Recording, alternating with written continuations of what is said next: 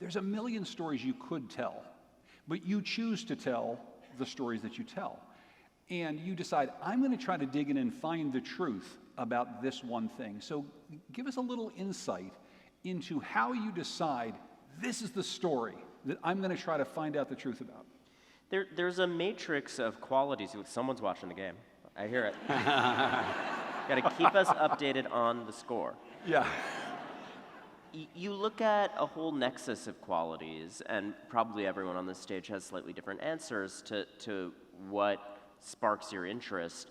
I mean, for me, I'm typically looking for both the bones of the story. What does it look like narratively? Who are the people in it? You could even say characters in it, even though we're talking about nonfiction here, obviously. What makes them tick? What are their struggles? Are people going to connect with that? Do the disclosures within the bounds of the specific fact pattern you're looking at have the potential to move people and inspire action and have wider ramifications? And does that individual fact pattern not just kind of entice or titillate? I usually don't mean literally in the case of most serious investigative stories, but does it excite in ways that aren't just unique to that situation? So that's something I'm constantly looking at. Like, yeah, that might be a great story, and a lot of struggles are important in and of themselves, but is this the one that can teach us something about the systems in the world that we live in? Yeah. So Brooke, how about you? What animates you when you think about finding the truth about our world? It is bound up to a degree with story selection.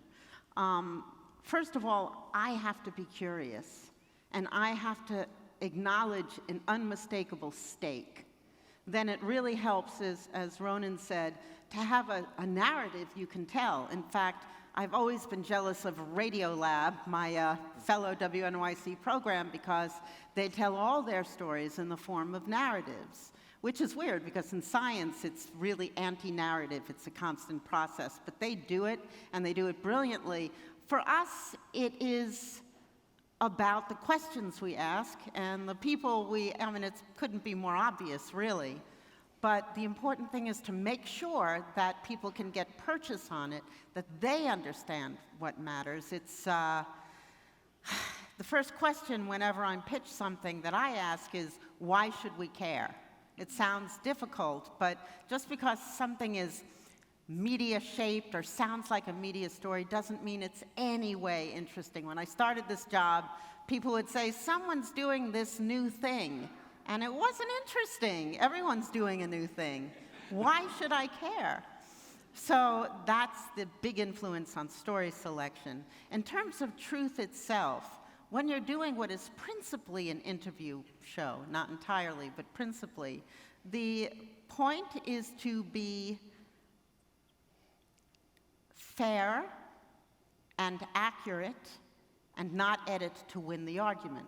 And we heavily edit the program. Not once in 23 years has anyone complained that we've decontextualized them, which is really a great relief because it's a huge power to be able to, you can so easily just change everything anybody says. We never do. We never edit to win the argument, just to make the conversation super precise and well-paced.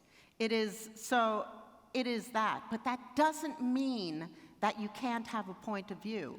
In fact, I think it is much more honest and informative to have a point of view. What someone said, transparency is the new objectivity. I think that's true. I don't think objectivity ever really existed. I don't actually think it's possible. And the longer you've been in journalism, the longer you've looked at the world, the more you make judgments about what you've seen based on the information. It is not a sort of cadre of passionless priests that you see up here or anywhere where news is being reported. It's people who are in the business because they had a passion for understanding the world and conveying that fascination to other people. So.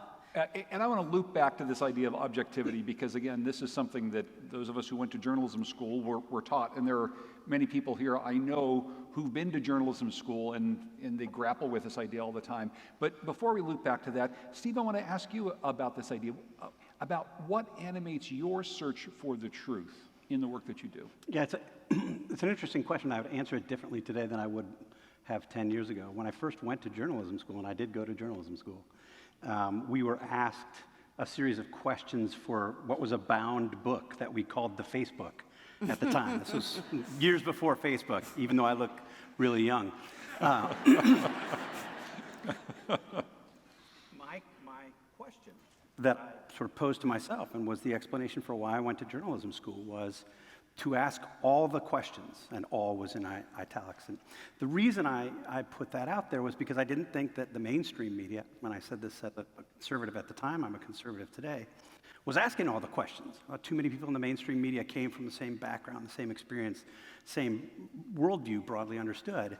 And I thought it would be important to have somebody go into reporting to ask different questions, to come from a different perspective, to bring something closer to a 360 approach to some of these questions. So that's why I went to journalism school. I went and worked at the Weekly Standard for years and years after that, and that was my approach.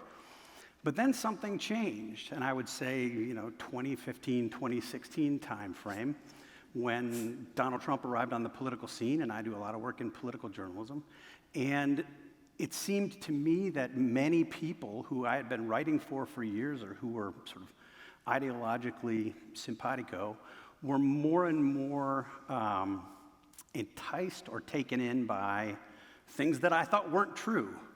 And at that point, my sort of perspective on this changed. So for a long time, I was seeking out stories that would allow me to do something different, say something different, report something different than people might get in the mainstream media. From that point on, I was writing for an audience that I think allowed me to do something different, report something different, say something different than what they were getting elsewhere in conservative media.